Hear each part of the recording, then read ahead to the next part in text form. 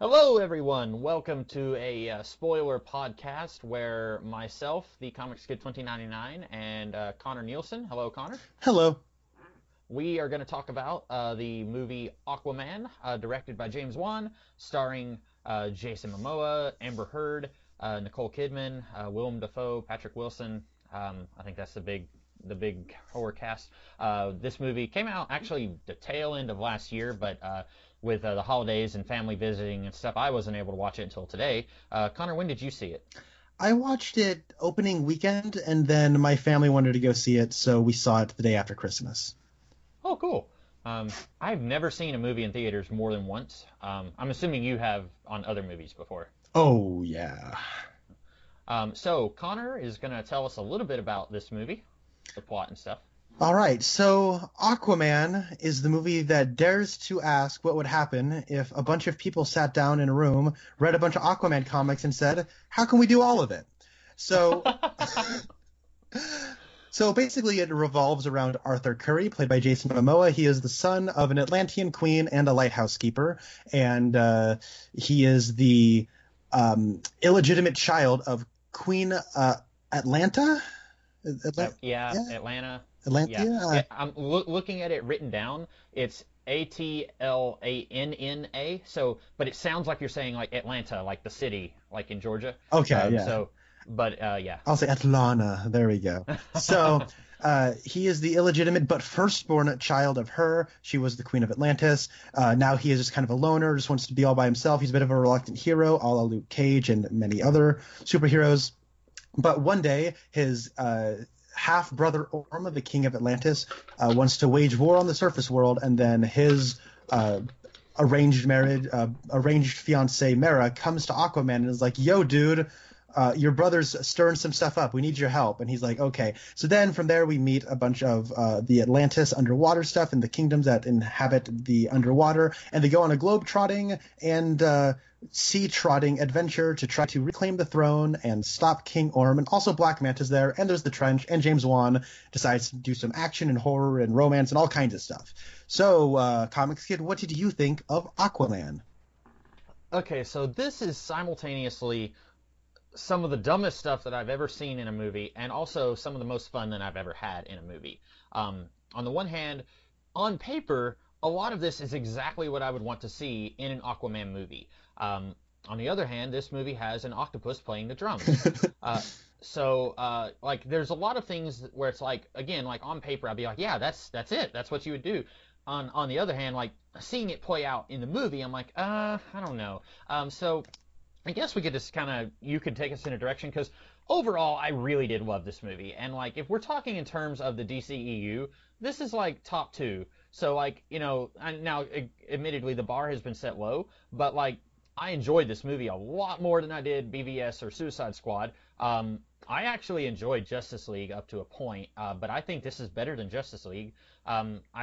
It's hard for me to say if this is better or worse than Wonder Woman, because I really like Wonder Woman also, but I think this movie is more fun.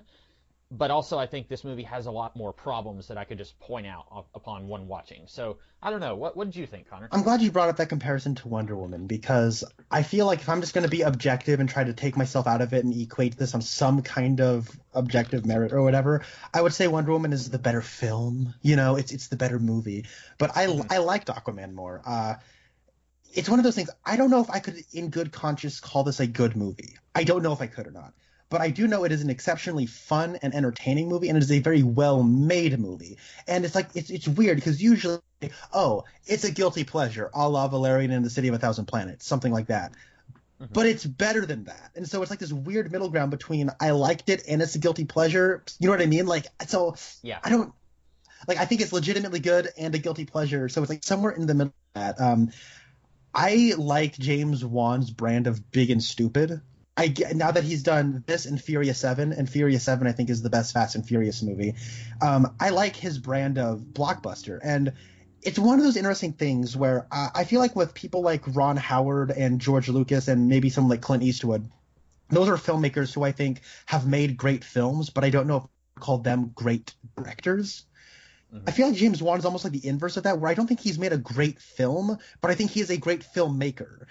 And so like he has like no like pretensions about himself. He just wants to make really entertaining big blockbusters, and he like wants to make fun, creepy horror movies, and he does that very, very well, but he doesn't really take himself all that seriously. And so you'll get stuff like an octopus playing the drums and like people riding a seahorse, and it's ridiculous, but they're playing it straight, but they know it's ridiculous, but they're still playing it straight anyways. And like I guess ultimately speaking, what I found the most exciting and refreshing about this is I can't think of another movie that is this proud to be a comic book. And they did it for Aquaman. That is the most interesting thing. You'd think like with something like Superman or Wonder Woman or Spider-Man, people would really want to be like, no, it's a comic book first and foremost. That's how a lot of people know it. It's the most famous and popular comic books. So we're just going to make a comic book on screen. And a lot of the times with stuff like, especially The Amazing Spider-Man and like Batman Begins and Man of Steel and stuff, like they want to like maybe go, how would this character be in the real world? You know, try to ground it a little bit more. And even stuff with Richard Donner's Superman, a lot of that is built in the 70s idea of what Superman was. Like, oh, he was outdated even in the 70s. And so that's what you get, like the Lois Lane relationship. It is more grounded, even though it is still very much a Superman movie. I know you don't like that. I really do like that movie. But this is like so happy to be an Aquaman movie. And like, I think the scene that encapsulates that the best is where Black Manta is building his costume. And it's like you see like what his prototype helmet looks like, and you think, yeah, okay, it's a silly comic book costume. This is probably how they would have to make it look in a film. And then James Wan's like, oh, you thought that was what his actual – no, it's going to blow up. And he's going to say, I'm going to need a bigger helmet. And then he's going to show up and he's going to look like he walked out of a comic book, like with the huge helmet and the ant eyes. And his line of dialogue is actually going to be, call me Black Manta. A really entertaining movie. So that's kind of – my overlong thoughts on, generally speaking, what I thought. Yeah, speaking of that, like the Call Me Black Manta, like I love comic books, obviously, and I don't like it when movies try to demystify or demythological the source. I don't know what I'm trying to say, but like you take a look at the movie Troy, and that's actually a movie I like, but they take out all the cool stuff of Greek mythology and just make it a war movie. Set, in the Dark Ages, or whenever, ancient Greece. And in theory, I don't like that. I want to see, like, all the Greek gods, and I want to see all the cool stuff. Like the King Arthur movie with Clive Owen, I want to see all the magic and all the cool stuff, and you take all that out, and I still like that movie too. But in theory, I don't like that. So this is a movie that's not doing that. They are fully embracing the comic book stuff, like you said, and just about every time we have a character, like, name drop something, I roll my eyes really hard. Like when, Willem Dafoe and Dolph Lundgren are saying, like, you will be Ocean Master. I was just like, what? Like, what is that? And it's like a title or something. Like, I guess Ocean Master is the master of the ocean. And I was just like, that's so silly. But they're doing it. They're embracing it. And it's silly to me, but there are, like, 15 years ago, I remember a time when they would shun the source material and say, like, no, that's too goofy. We have to be more serious. And so I'm glad that we are away from that, and we have been getting away from that for a long time. And then, like, at the end of the movie, like, Arthur says, I am Aquaman. And I roll my eyes there because, like, this isn't the kind of guy who would call himself Aquaman, and they kind of sort of get away with it by having the media call him that. But a lot of times when they would do something like that, I would kind of roll my eyes, but I still, like I said, really enjoy this movie. So do you think, what are some problems that you had with this movie? Because I think we both enjoyed it about the same level, but I think we can get away with talking about some of the issues we had without it bogging down the whole podcast. Yeah, I don't even know where to begin. Like, it's so long and it's so much movie, and there's like, but it's as coherent as it could possibly be, all things considered. Oh boy, where do I start? So I think the movie starts off kind of not that good. The early stuff with Queen Etlana and Jango Fett, and they're in the lighthouse, and I didn't know that was Jango Fett. Yeah, it's hey, how's it going? I'm Jango Fett. It's that guy, Tamora Morrison, I believe is his name. So he played in Attack of the Clones? Yes, yeah. Oh wow, he's really beefed up. Yeah. I guess that's what happens when you don't have roles in movies besides an alcoholic dad. I don't know, like, to a degree, I feel like this movie's almost like critic proof because it's aware of its flaws and it doesn't care. So it's like, it's weird. It's almost like trying to like, I don't know. But anyways, going back to it, I think that it opens with the worst action scene in the movie, and I think a lot of that early stuff does look very synthetic for a movie that I think ultimately does look ultimately quite good. I like the way this movie looks and how colorful and comic booky it does. A lot of that, the green screen where they're on the where they're at the lighthouse is not very good. The way it's chromaed, I don't think. Or at least the lighting doesn't match, I don't think. And then the de-aging does not I don't think looks very good on Tamora Morrison, and his hairpiece is very noticeable. And that faux one take fight scene where Nicole Kidman is like punching all those like stormtroopers, that all looked like it was trying to be a Matthew Vaughn action scene. Like, did you ever watch Kingsman? No. Okay, there's a now infamous scene where Colin Firth kills a bunch of people in the church, and it's all done in air quotes one take. It's not, but like but it has a very frenetic, very quick style that's constantly flipping around, and it's, for me, I can tell it's not one take, but it's made to look like it is. This one looked like it was trying to do that, but not as successful, and it was kind of a weird way to get the movie kicked off. But I think after that action scene, all the other action scenes were pretty good. I think that, I don't know, there are times where the movie does look, for a movie that does look very good, there are little moments that look kind of cheap. Like when they're in the back of the airplane, it looks like a Saturday Night Live set. It's like, they're in an airplane and there's just like a wind machine when they open up the door, and like there's a goat, and it's like, what? Huh? Okay, it's a very flat angle with even lighting, and I don't know. Maybe you can go into like more specific story things that jog my memory. So you were talking about that opening scene in a lighthouse. I think that the evil stormtroopers, they never look more fake than they do in that scene. Yes. Every other scene in a movie, I'm like, okay, they look fine here. But in that opening scene where they're there to arrest her and bring her back, I was like, wow, this looks like it came out of like a $5 budget Halo knockoff. Like it just looked awful. And like every other scene with those guys in armor looked fine. And I don't know what it was about that particular scene. Maybe it was that I was desensitized to it. So by the time we were 30 minutes into the movie, I was kind of used to it. But you're right. Like the beginning of the movie, some of the stuff just doesn't look good. When we cut from her jumping into the ocean to young Arthur at the aquarium, those fish look so fake. And I've had discussions about CGI before, where like someone will say like, oh, you can't tell that it's fake. And it's like, I feel like I can. Maybe I can't put into words why I think something looks fake, but I can tell you that it doesn't look real. And like, I don't spend a lot of time with fish, but I can tell you that those purple and gold fish that are swimming really close to the camera do not look like real fish. And like other times I'm like, okay, it's fine. Like when the shark is butting its head against the glass, I wasn't sitting there thinking that looks like a fake shark. It looked fine to me, but there are other times where it's like, this looks so fake. It's like they either ran out of money or they just weren't even trying here. And like every other scene with the stormtroopers looked fine, but that opening one looked really fake to me. Yeah, it's like a wise man once said, the human eye is really good at spotting fakeness.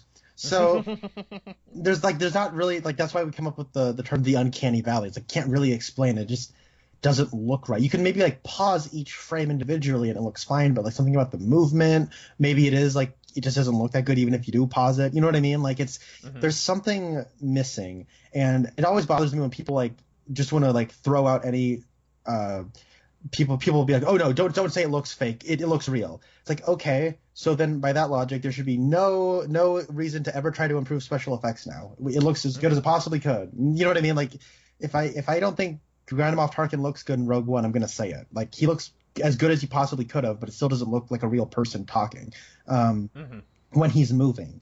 And so I actually do want to talk about that scene where he's in the aquarium.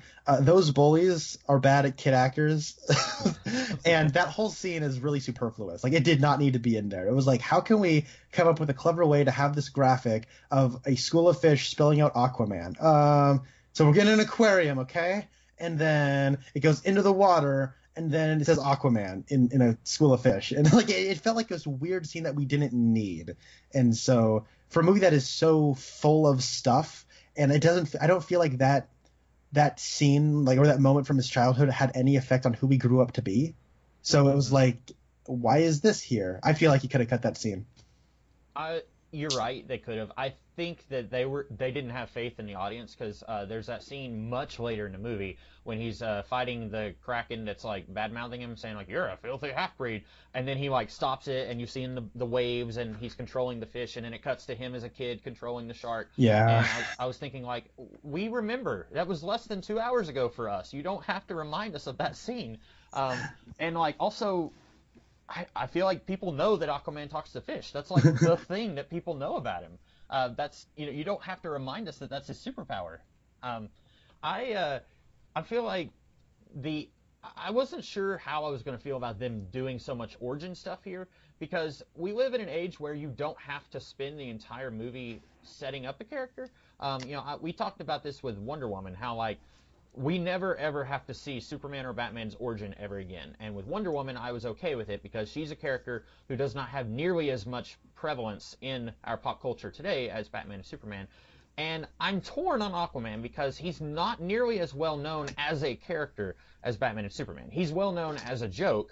For 50 years, people have made fun of Aquaman, but I don't know if people really know him as a character and know his world. And so on the one hand, I think that you could, establish a little bit of stuff that people don't know about him. But on the other hand, one thing that I was kind of looking forward to with the DCEU that the Marvel Cinematic Universe was not going to do is that we've already established that Flash and Aquaman and Cyborg exist. So you don't have to then do an origin movie for them after we've seen them in action in Justice League. Now, maybe you'll want to do some, by the time we get a Flash movie, if we ever do, it's going to have been like 3 or 4 years since we last saw him, so maybe you want to remind people of stuff, but I feel like here we didn't need as much of the childhood stuff. But on the other hand, I was a little confused when I was hearing Jango Fett and Aquaman talk about how Vulko trained Aquaman. I was confused about that because I was thinking, wait a minute, didn't you grow up on land? What are you talking about? And I'm still... Did it happen one day where Jango Fett went out to the pier to see if Nicole Kidman showed up, and it was like, wow, you look much uglier, Nicole Kidman. He's like, no, I'm not Nicole Kidman. I'm Willem Dafoe. And he's like, oh, what are you here for? I'm here to train your son. Oh, whatever. And then that's probably how that happened. But I don't know. I can only speculate. There's a missed opportunity here where Vulko says to Arthur, "You've been like a son to me, Arthur."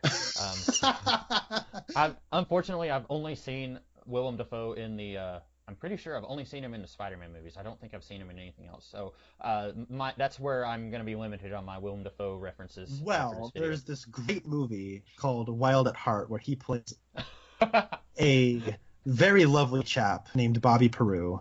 Listeners at home should know that Connor and I were just talking about Wild at Heart before we started recording, so that's why I thought that was he plays a guy with teeth that are completely rotted to the gums, and he has a creepy Salvador Dali mustache, and he's got slicked back hair, and his character's name is Bobby Peru, and in the most famous scene of the movie, he falls on his shotgun and blows his head off. Oh. Yeah. Anyways, back to Aquaman. I was a little confused on the timeline there. I was too. So, Vulko, he has secretly been going up to the surface world to train Aquaman to fight and to swim, because apparently he needed to be taught how to swim like an Atlantean. Even though when he gets into the water for the first time, he's able to do it just fine. Yeah. But then, much later in the movie, and he's secretly doing that, but officially, he is the court advisor to Orm, who is Aquaman's half-brother. And about 2/3 of the way into the movie, Orm is like, yeah, I've always, I already know that you've been doing this. You betrayed me, you betrayed the throne. And so he arrests Vulko, and Vulko says, he's already twice the king that you'll ever be, or something like that. And first of all, we'll get into that later about Arthur and how good of a king he is or whatever, but I feel like it doesn't make any sense. When did he start training Arthur? If he was training Arthur when he was 9, then Vulko would have been 7 or 5. And did he already know? No, not Vulko. Sorry, Orm. So did he already know that Orm was going to be a crappy prince? And so he's like, I better go up to the surface world and start training him. It doesn't make a whole lot of sense. As an adult, Orm is a terrible person, and he's trying to orchestrate this war with the surface world. But how did Volko know he was going to be so terrible I when think he started training? I think there's a line, and I think it is just kind of a very quick line where it's like, I promised your mom I would train you, Yeah. and it was just that simple. Like, oh. My question is like, how were you able to sneak away from the king when you're the king's advisor for hours? Multiple times for hours at a time to train Arthur to swim.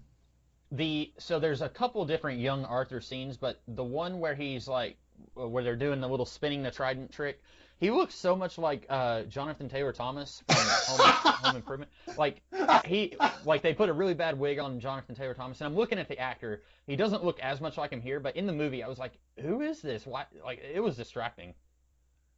Yeah. Okay. So. Wasn't it okay? This is like one of those things where, like, I think this is almost too goofy for this movie. I guess Aquaman at every point in his life just has the same length of hair and the same height in his hair at all times. Yep. That's almost a bridge too far in terms of the goofiness, I think. But no, I agree. Like that whole stuff, like with the flashback stuff, like you had said that you felt like they spent a little too much time. It felt like intentionally truncated. Like they just wanted to like, okay, these are the beats. We're not going to spend a whole lot of time like doing this linearly. We're just gonna, here it is. Okay, you got it. Okay, great. Now we're done. We're moving on. And so I felt it was almost a little too disjointed. And while I don't think we should have spent more time on it, I do think some of the specifics are a little confusing. Mm-hmm. I'm curious what Volko's role would have been in the Justice League movie, because he was cast to be in Justice League, and then they cut him out of it. And so in Justice League, basically Mera is just talking to Arthur saying, like, you need to be, the king, and he says no. Basically their entire role in this movie. And Volko, like, I feel like if they had used Volko in Justice League, then they would have had to have done something very different with him here, because here it's like, hey Arthur, long time no, or sorry, hey Arthur, long time no see. Like, and I feel like I don't know, like what would they have done with him in the Justice League movie?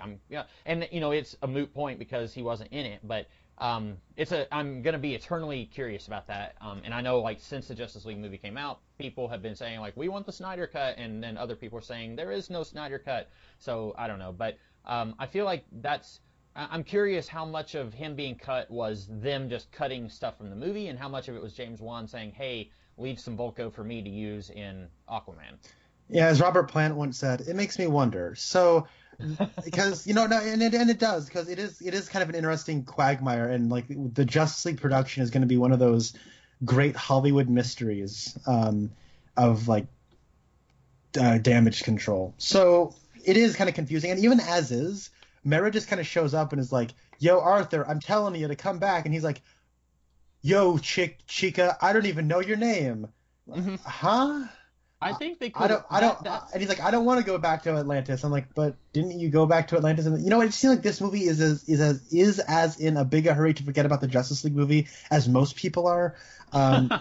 So I know you like that movie quite a bit, but yeah, I was gonna ask, do you like this better than Justice League?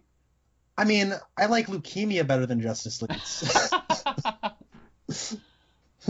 Yeah, I think, like, because they should have, that one scene where after she saves his dad, which, by the way, I was really expecting Black Manta to kill his dad after Arthur, and we'll talk about that. Oh boy, there's a lot more to talk about here than I was thinking. Like, now that we're getting into it, there's a lot of movie in this movie. Yeah, but like when she saves his dad, and then he says, I don't even know your name, and she says that, when that's a funny exchange, I'll admit, but when I feel like they should have instead, because it is weird that they have teamed up once before, sort of, in Justice League, and then she comes to him again, and then he's like, I don't even know your name. I think they maybe could have instead, like, after she saves his life, he's like, Dad, this is Mera. She helped me fight aliens before, or something like that. Because it is weird that they've teamed up and they've met each other, and then he's saying, like, oh, and like a year or 2 years ago, I met you. I don't even know your name. I thought that was a little weird. Yeah, and even so, like, in Justice League, it seemed like they kind of knew each other at that point. Mm-hmm. So it is, yeah, the continuity is like, it's not Marvel. So we gotta, nope. It is like one of those things where they are at this point like really trying to just make the best movie they can at this point in their, and if certain things don't line up, whatever. Yeah, and it begs the question, if Arthur, like, because she was trying to convince him to come to Atlantis and rule in Justice League, right? Yes, and you know So what? And you know what? Me saying just kind of dismissing that is probably poor on my part. They reference Justice League in this movie. They reference Steppenwolf and all that stuff. yeah, they do. But it doesn't make sense that she was. What? Why was she trying to get him to be the king in Justice League? Because was Orm planning this war that then? And like, if he had tried to become the king then, would it have been the same plot as we got here, or would things have escalated differently? How long has Orm been planning this? Why did he wait until now to finally start with his plan? You know what I'm saying? Like, she clearly saw a need for Arthur to come back in Justice League, and then she comes to him again here and says, "Hey, we still need you." And now Orm is starting his evil plan. So, what was so crucial that Atlantis needed Arthur in Justice League? You know what I'm saying? Mm-hmm. And maybe it's just that, like you said, like, and this has always been an issue I had with the MCU, where it's like individual filmmakers are forced to bow to the overall vision of Kevin Feige, and they can't make the movie they want to make. Well, in this case, James Wan wants to make the movie he wants to make. And so he makes a movie, and it doesn't exactly fit in with Justice League, and you're probably happy that it's just being its own thing. And people who really hated Justice League are happy that it's not exactly fitting with that movie. But it is, if you're going to do a shared universe thing, then people are going to ask questions like that. No, definitely. Like, and I get the questioning of it as well. So I guess where do you want to go from here? Maybe we can go like chronologically, kind of, because the next scene when he's an adult is Black Manta's introduction stuff. How do you feel about Black Manta? Because I thought he was awesome and he stole the show. I like the actor. I don't know what else he's been in, but I think that actor is really good here. I do not care about the character of Black Manta, and I never have. I've always thought that he visually looks interesting, and that's why people like him. But as a character, he's boring as sin, and I've never understood why people like him beyond the visuals.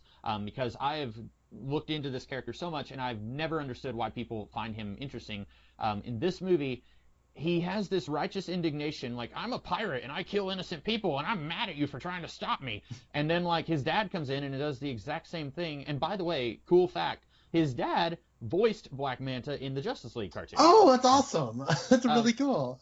Although, if you look on Internet Movie Database, they call him Devil Ray because at that time, Justin Hartley, who played Green Arrow on Smallville, he was going to do an Aquaman TV show that was going to be like, I don't know, what's one of those, like Dawson's Creek meets Aquaman or something like that. And so when they made the pilot for Mercy Reef, was what they were going to call it, they were then not allowed to use Aquaman characters in Justice League. So they unceremoniously booted Aquaman. Like they said, Atlantis was mad at the United Nations, so he wasn't going to be in the league anymore. And so they had Black Manta, and then they changed his name to Devil Ray. But anyway, so the dad in this movie, he comes in, and he's like shooting at Aquaman, and he's swearing at him and calling him names, and then Aquaman is... It's weird because, like, Aquaman has a good point. You kill innocent people, and then you expect me to give you mercy. And, like, as a king of a sovereign nation, which he's not at that point, like, he wouldn't, like, he could say, like, you're in my territory now, and I'm not going to give you mercy or whatever. But on the other hand, he's a superhero, and, like, these guys committed crimes. You could very easily save the dad and take them to the nearest jail and say, these two guys killed some people, and here's an entire submarine full of witnesses. Or maybe they didn't witness it, but they can attest that their captain is dead. And, like, Aquaman he's being very, he's creating problems for himself, obviously. But I think they could have rearranged that scene just slightly so that Black Manta perceives that Aquaman killed his father, but really it was the father's fault. Mm-hmm. In the Sam Raimi Spider-Man movies, Willem Dafoe, or Green Goblin, he tries to kill Spider-Man with a flying glider, and then Spider-Man jumps out of the way, and the glider impales Willem Dafoe. And then Spider-Man brings the dead body of the Green Goblin to Harry Osborn, and Harry doesn't know that his father was a supervillain, so then Harry spends the rest of his adult life thinking that Spider-Man is a bad guy. And he has good reason to think that because Peter has not tried to change his mind. I think if they had done something like that, just slightly change the scene, I would have come away liking Aquaman a little bit more because Aquaman is a total dick in that scene. And then also, I would have bought Black Manta's motivation a little bit more.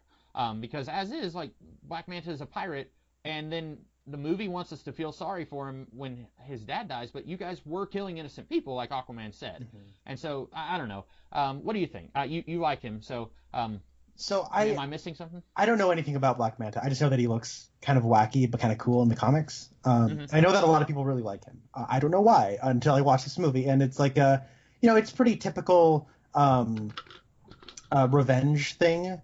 But I thought it was kind of neat that he's a pirate who doesn't care about the treasure. He just wants Aquaman, and obviously that's pretty been here, done that. It is a very traditional revenge thing. But I think that in this movie, it is so Saturday morning cartoon.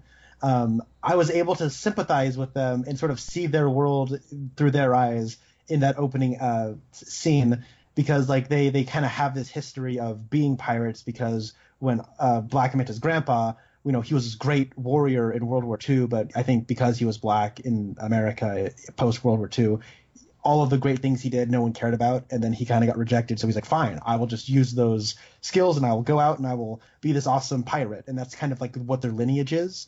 And so, I mean, obviously that's just exposition that's delivered in a speech so that we can have a Chekhov's knife. And then, but like, I mean, I get it enough. You know what I mean? Like it's a Saturday morning cartoon to a degree. Like, I might have to, I'm gonna censor myself a little bit, but like their final exchange as father and son is, "You need to get out of here so you can kill that son of a biscuit," and then he just goes, "Darn you," and then runs away, and then he blows himself up. Like it's very like muscle bound macho thing through the lens of like kids playing with action figures almost, like, and so. But like, I thought it was good enough at being that, you know what I mean? Where I didn't feel like I was rolling my eyes going, "This is stupid. Wow, they're just kids playing with action figures." It was, yeah, it's kids playing with action figures. You know what I mean? Like, I feel like there was a difference there where everyone involved kind of knows how ridiculous this is, but we can still make it awesome even though it's ridiculous. And so that's kind of, and I thought that kind of worked for me. And it is just kind of an obligatory scene so that we can understand his motivation, knows that, okay, he likes his dad, loves his daddy gets out of the way, he's going to blame Aquaman for it, whether or not it was Aquaman's fault or not. There's a little bit of moral ambiguity there, but you can understand why he's mad at Aquaman, and so then I buy him wanting revenge, whether or not I think that, like what you were saying with kind of breaking it down logically. So I don't know. And like, I think they could have done it so that Black Manta does blame Aquaman, but we don't come away like thinking that Aquaman's just being a jackass. Like, I get that, but I also feel though, like at that point in his journey, he is supposed to be a jackass. Yeah, I guess. But it's very hard for him to come away from that looking good, and like it's. I was watching this and I was thinking this is very similar to the Thor movie, where you have this arrogant prince who thinks that he's just all that, and then he has to humble himself throughout the movie. This is kind of in a way, it's the opposite, because he starts off as just a normal dude who grows up on the surface world, and then he has to become the king by the end. But like, I feel like their character arc is still kind of the same, where they start off very arrogant and brusque, and then they have to kind of take responsibility throughout the movie. But I feel like since he's already been a hero in Justice League, he shouldn't be willingly letting some dude die, even if he's a pirate who killed a guy, And I don't know, like, it's one of those things where it would have taken like a minute and a half of changing the screenplay to make this work a little better. And also I'm just a curmudgeon when it comes to Black Manta. Like, I've had multiple arguments with people who do not understand why I don't care about the character, and I will point to things like, this is stupid and this doesn't make sense, and they're like, you haven't read the right comic. Well, no, I think it's just stupid and doesn't make sense. But I think that the character, the actor's doing a really good job with the character, though. And I think that's why I liked that character a lot, is because that actor has a lot of charisma, and I liked seeing basically what if Iron Man was a pirate and a bad guy. And I love the line where he's like, "I'll tell you what, I'll not tell you how to captain if you don't tell me how to pirate." And then he stabs him. It's so goofy. But I do get why it kind of put you off in terms of like trying to establish a hero that you want to like despite his flaws to go on the journey with him. Maybe that could like kind of put you off going, "Oh, I don't really like this guy actually, and I don't want to see him go on the journey." But I guess I'm on the other side of that, where I kind of got it. I'm not saying it's great or anything, but I thought it was effective enough at being what it was. So Unfortunately, like Black Manta's not in it that much. I was actually thinking at one point when the submarine attacks the council where it's Volko, Dolph Lundgren, and Patrick Wilson. I actually thought that maybe that was gonna.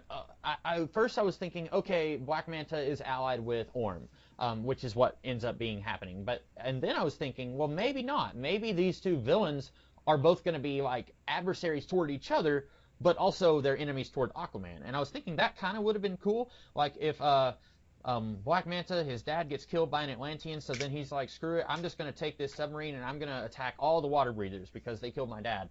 And then Orm would see this and say, look, the surface dwellers are trying to kill us. And then he would be fighting back against Orm, or against Black Manta. And then also, you know, he'd be fighting Aquaman in the movie. And that's not what they do, and that's probably good because it allows the movie to focus a little bit better, and it probably would have been trying to juggle too many things if they had tried to do that. But I do think it would have been interesting if these two weren't allied with each other, because you can have bad guys who are not. Sometimes, like, you have like the Legion of Doom or the Injustice League or whatever they call themselves, and like it's all the bad guys and they're all joined forces, but that doesn't really make a lot of sense. Like Two-Face has a different character motivation than I don't know, Black Manta or Bizarro or Sinestro. Like all these guys working together doesn't make a lot of sense. And so I was thinking it would have been kind of cool to have these two kind of against each other while also against Aquaman. No, that would have been awesome. I agree. It might have been a little too sprawling for this movie, which is already a little too sprawling for its own good. But that would have been a cool thing. My brother and I have been speculating the sequel for Aquaman, which are now calling Aquaman 2: The Revenge of Black Manta, and I will be super happy if that's actually what they call the movie because it's super cheesy. They should call it that.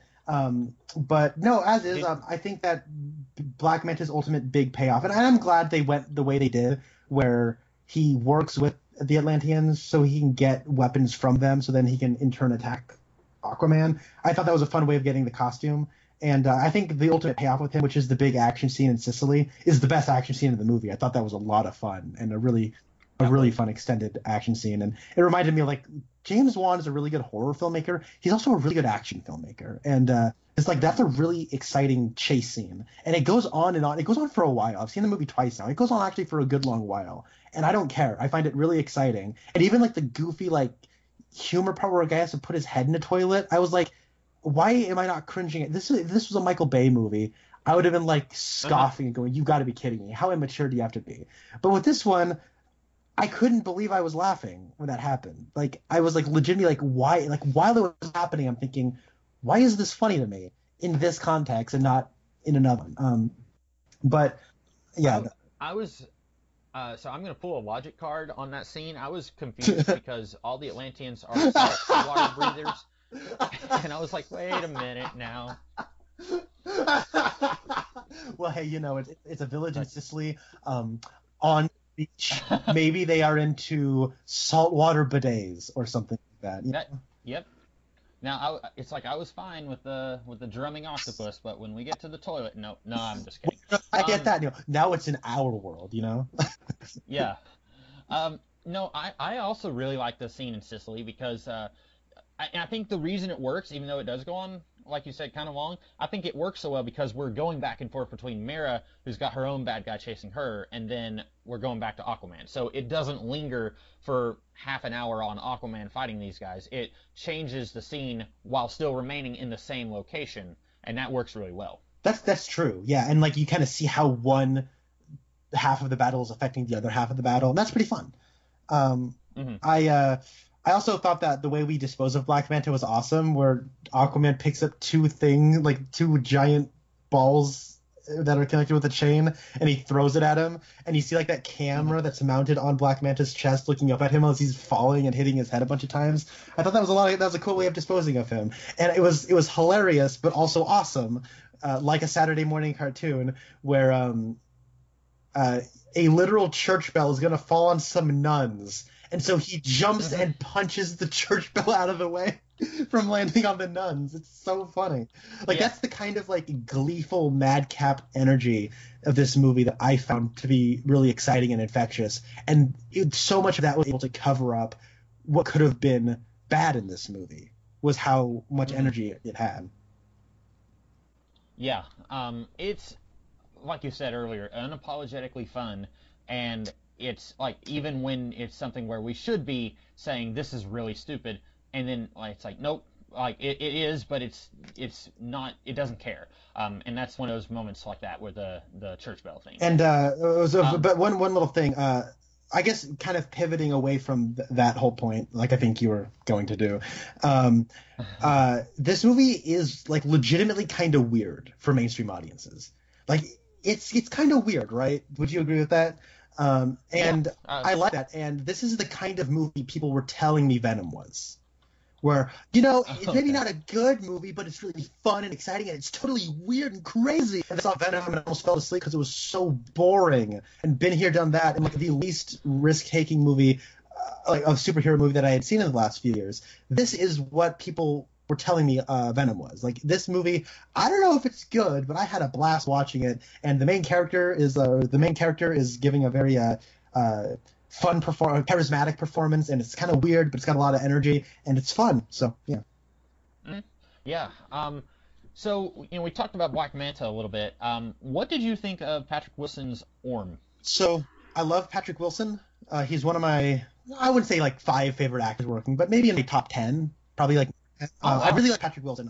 He's one of those actors who hasn't really gotten like that one role in his life that like, but Hmm. whenever he shows up, particularly in James Wan movies, he's always really reliable. There's a scene in The Conjuring 2 where he's meeting like a family that's getting haunted by a demon, and he just pulls out a guitar and starts singing Elvis. Uh, I can't help fall. And it's a really sweet, tender scene, and he's so I don't know. He reminds me of like he could like an uncle of mine or like my dad or something. He's got that Hmm. everyman face, and he's just really cool. And I like him in the Watchmen movie. And I really like him there. this is the kind of role that could have been embarrassing and ruined somebody's career. Like it is just an angry, power-hungry tyrant leader that we've seen 100 million times, but this time he's wearing a bright purple costume that Red Letter Media pointed out looks like Bible Man, and it's got Ah. it's got this big, ridiculous chrome mask with red eyes that move, and his big line is, "Call me Oceanster." And it's like, but he's giving it 100%, and he is committing to the role even though he knows it's ridiculous. And like, I think he ultimately works, even if the character is underwritten. I think he is what makes that character ultimately work. I'm glad that they got an actor like Patrick Wilson to play it, because I think ultimately it's a thankless role. Like, people aren't going to walk out of this movie going, man, what a great villain, right? But he's making us not walk out of the movie going, wow, that villain sucked. You know what I mean? So he's doing a lot Yeah. of heavy lifting in a way that I don't think a lot of people will appreciate. And even at the end when he takes off his mask and says, kill me, like that whole thing, it works, like, because he is committing so much to the role. And again, like this universe has set the bar extremely low, but I think he's probably the best villain of the DCEU. So there's that. I think I was going into this expecting Orm. Again, this reminds me of the Thor movies from the Marvel Cinematic Universe, where you've got your big buff jock character, and then he's got like a scrawnier brother who's a little bit more schemy, I guess. Like I'm getting a lot of Loki here, and especially like he's not 100% bad. I don't think people are going to fall in love with him as much as they did with Loki, but there were times where I was really digging what they were doing with the character, and then there were times where I forgot all about all of that, and I was just like, no, he's just evil. Like at one point early in the movie, it's when they're about to go into the Ring of Fire. I went into, but he's like, I don't want to kill you, Arthur. If you leave now, like we can just forget this happened.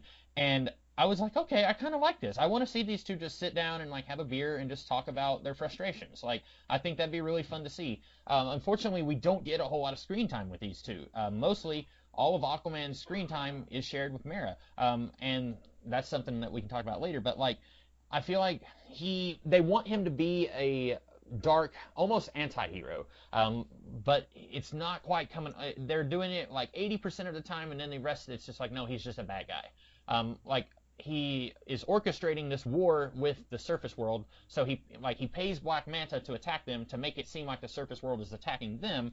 But then, like, he does have a good motivation for doing it. Like, you see all the garbage that they put back up on the surface world. It's like, wow, that's a lot of garbage. Like, he has a right to be mad.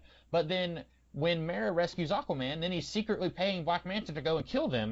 And it's like, okay, now he's back to just being an evil bad guy. And he's not. I'm not sympathizing with him as much now. Yeah, I get that. You are right. He is more sympathetic than your typical evil tyrant, but he is still an evil tyrant. So I thought what was kind of cool about the movie is that's actually kind of subtle. They don't actually explain this, but like, they do explain this part, but like, so he puts on that bracelet on Demera, and that's how they're tracking where they're going, right? But I didn't realize it until much later. Oh, that's how they were able to find Queen Atlana in this. Because when he's giving the bracelet to Mera, he's like, "Oh, this was my mother's." Oh yeah, okay. Yeah. I didn't catch that. I didn't know either. when I would have another chance to mention that, but it's a moment where Patrick Wilson's acting tender and nice when he's actually being a secret douchebag. Wear this. It was my mother's. There was a guy, I don't know the character's name, but he's I think he's the one who sticks his head in the toilet bowl. He's got like these dark circles around his eyes, and I immediately was thinking of Doctor Strange. Like, I wanted to say, he does draw his power from the dark dimension. And there was like 5 people in the theater with me, and I would have done it, but I was like, no, these guys want to watch this movie. I'm not gonna get in the way of that. But yeah, I think that this movie, like, again, like, I don't want to keep just beating the DCEU with a stick, but like, even the movie, like even Wonder Woman, which I really liked, like, Ares is not the best part of that movie.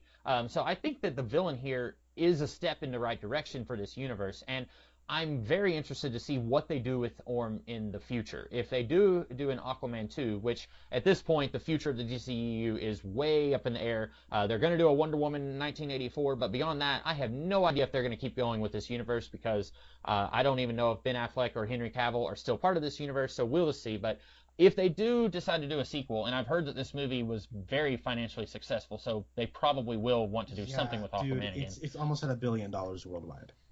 Yeah, I was really surprised it made that much money. But I would love to see what they do with Orm. Like, is he going to be just in a prison somewhere, and like kind of like Thor: The Dark World, where Aquaman has to spring him from jail and they have to fight someone who's even worse than Orm was in this movie? Or are they going to be like reluctantly trying to build a friendship with each other because for the sake of their mom? Because I really like that they don't kill him at the end. Marvel and DC, these superhero movies, 99% of the time they just kill off the bad guy in the last act. And that's not something they do a whole lot in the comics, because, of course, comics and movies are very different media. Comics, you have 12 issues a year. You have to keep the bad guys alive so that you're not just creating new bad guys all the time. So that's why they don't kill him. But I'm really glad that they didn't kill him here. And that way we can, like, at one point Aquaman says, when you're ready, we can have a talk. And, like, he's being serious. He wants to have a younger brother to kind of build a bond with, and I'm really interested to see more of that if they do something with that. Yeah, and what's kind of interesting is that both of the parents are still alive, right? Aquaman's parents, which I think is kind of unusual, right? Usually one of his parents, from what I understand, depending on continuity, one of his parents is dead, whether it's his mother or father. Mm-hmm. Yeah, I haven't read just a ton. Oh, go ahead. Oh, and I was going to say, and I think that in the sequel, Black Man is going to throw a rocket launcher at the lighthouse and kill his dad. And then he's going to be like, I got you, Aquaman. I was expecting that in this movie. As soon as Black Manta's dad died, I was expecting either Nicole Kidman or Jango Fett to die at the hands of Black Manta. Black Manta kind of gets a Darth Vader in A New Hope ending. He does. Like, like you're watching A New Hope and Darth Vader just kind of like, oh wait, I forgot, he's still out there floating around in a spaceship somewhere. Like, Black Manta, you don't see him again after the Sicily fight, and then he's in a post-credit scene, which, by the way, I was like almost 99% certain that they were just going to reuse the post-credit scene from Justice League, where like you have Lex Luthor and then Deathstroke is behind him, and Lex Luthor says, well, I was thinking we could form a league of our own, and like he's just like, okay, but you have to tell me how to kill that guy. Same thought went through my mind, where it's like you see his little he's laying on a plank wood or whatever, a raft, a makeshift raft, and he's like floating through the water. Like, is he gonna run into like Luthor's yacht? They're gonna fish him off the side of a boat and be like, hey, you want to join our Injustice gang? And he's like, whatever. Which again, like, I don't think the people making these movies, like James Wan has made a very fun and enjoyable movie here. Whoever it was, Patty Jenkins, she did a really good Wonder Woman movie. I don't think that they're really, these directors are not being kept in the know about what is going on with the bigger picture here. Like, are we going to get a Justice League sequel? Is it going to have an Injustice gang? Like, these are questions that I should care about because they've been posed to us in the movies, but also I don't care that much because as a universe, the DCEU is extremely disappointing. But I was kind of thinking they were going to do that. Now, I will say the post-credit scene we got, it made me think like, okay, so Asian Jim from The Office, he is just like, which by the way, second superhero movie he's been in. I was when first when I saw him, I thought, is that him again? We just saw him in Ant-Man and the Wasp. Oh man, I'm glad. Okay, you pointed him out. I was gonna be really clever and be like, so this is the second time where Randall Park was in a superhero movie this year, where the main hero's mother was transported to a faraway place where they get transported to, and they meet her, and they bring her back to the real world at the end. Yeah, and you know what? Now that you mentioned that, I was getting shades of Ant-Man and Wasp with Nicole Kidman too. I was 100% certain they were going to bring her back later in the movie because you don't cast Nicole Kidman to be in 3 minutes of your movie. I knew she would be in it later on, so when Ed kept saying like she's dead, they sacrificed her. I was like, she's not dead. You guys aren't fooling anyone. And then when she shows up and she's like, I've been here for 20 years, I was thinking, kind of like Michelle Pfeiffer in the Quantum Realm. So yeah, good call there, because I was thinking that and I wouldn't have remembered to have brought that up. Yeah, it's a funny coincidence, and Randall Park just so happens to be playing a wacky comic relief character who's looking for the main character.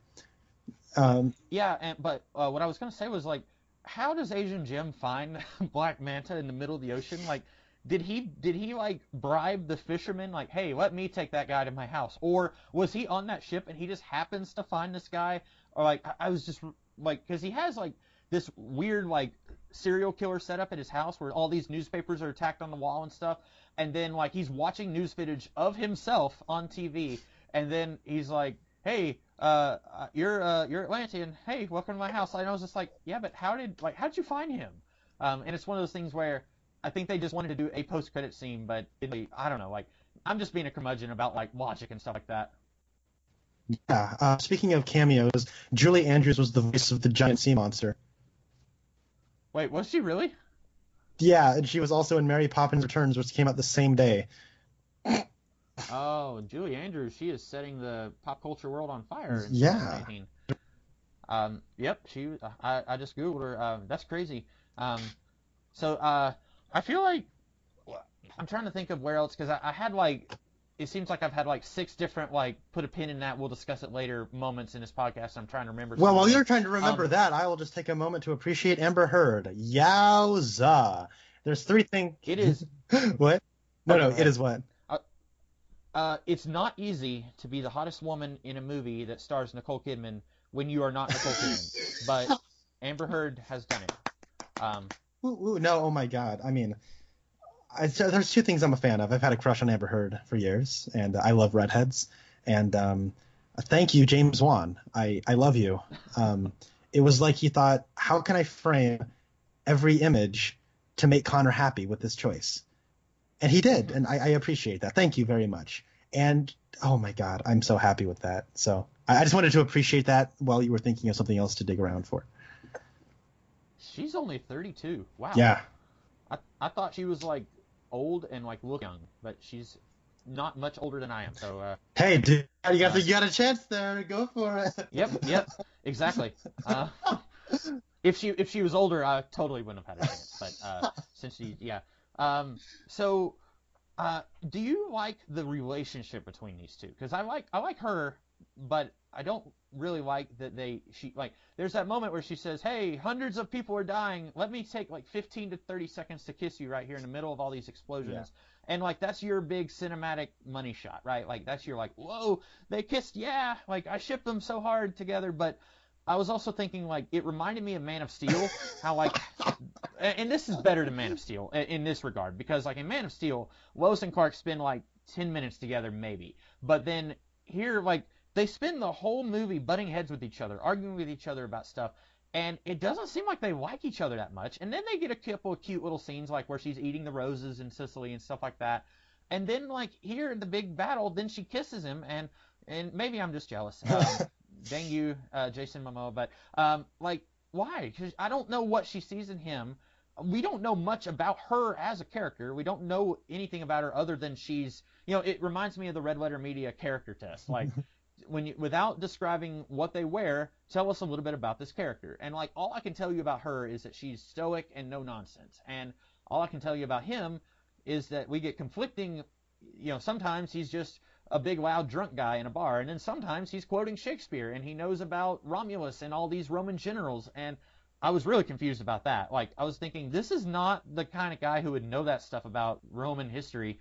But oh well, the movie's one, let's go with it. But I feel like this is one of those things where they should have had faith in their sequel, faith in their movie that they would get a sequel, and then just save the relationship. Well, that's the thing. I get why they didn't have faith, because it's like, think about it this way: it's Aquaman and it's discontinuity.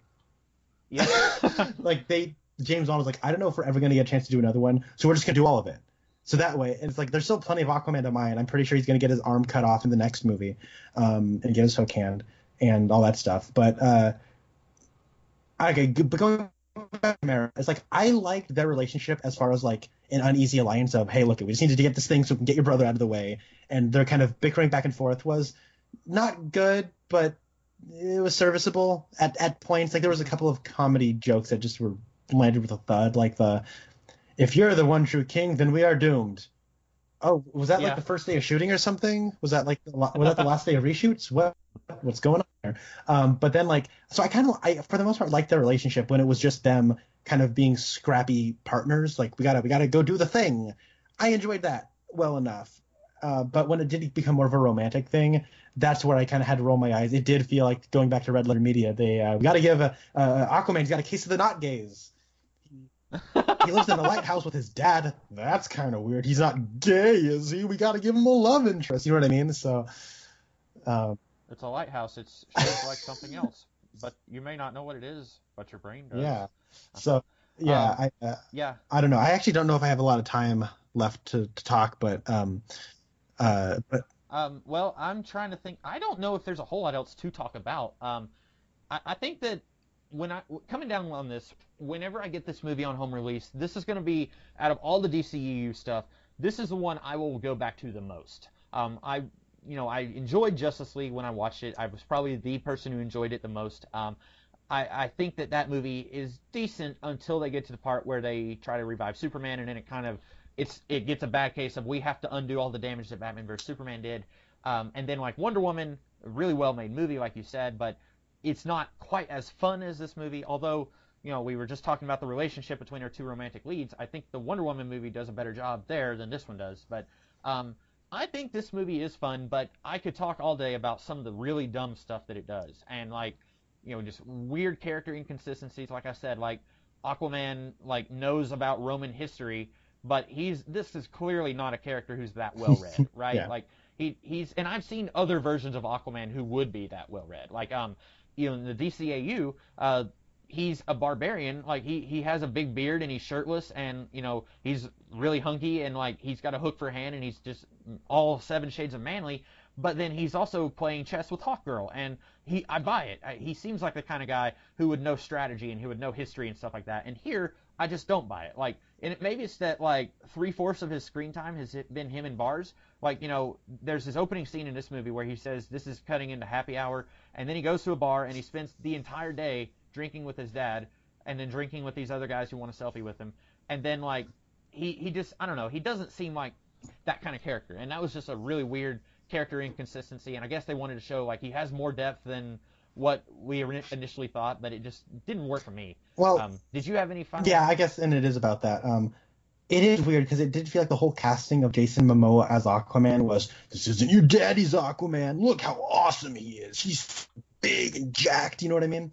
And then it was like James Wan was like, oh yeah, well maybe I want to make a movie that is your daddy's Aquaman. He's gonna ride a giant seahorse. You're gonna see the little boom boom boom boom thing coming out of his forehead when he talks to fish. You're gonna do, and then it's so almost part of the joke was that this guy looks nothing like comic book Aquaman, but we're gonna put him in the orange suit and everything. But I don't know. I thought Jason Momoa he has a likable enough charm, even though he's probably not the world's best actor.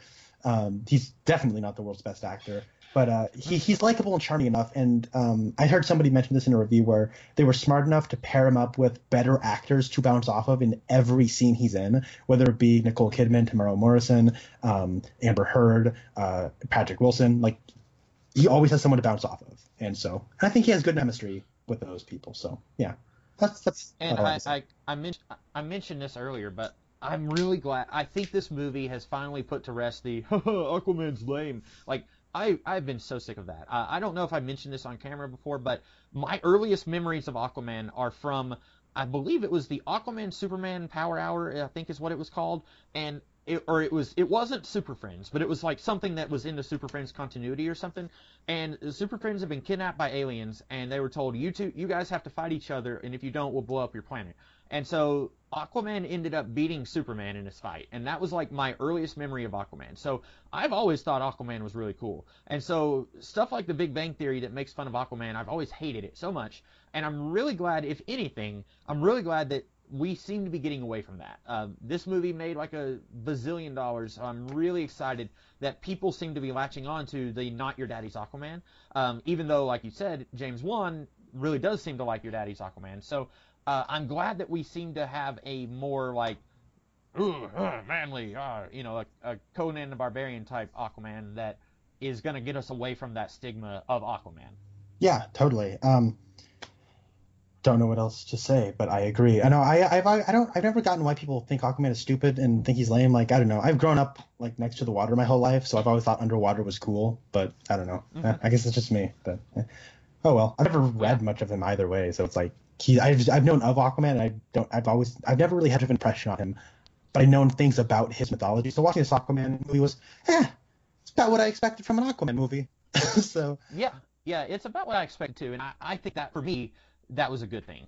For you, it might not have been. It was, totally. And it got me more interested in reading some Aquaman stuff. Like, for Christmas, I got the Atlantis Chronicles, which was like a 12-issue maxi series that was like pre-Aquaman Atlantean history stuff by Peter David. So I'm really excited to get into that now that I've seen this movie, and it's kind of wetted my whistle a little bit. Yeah, definitely.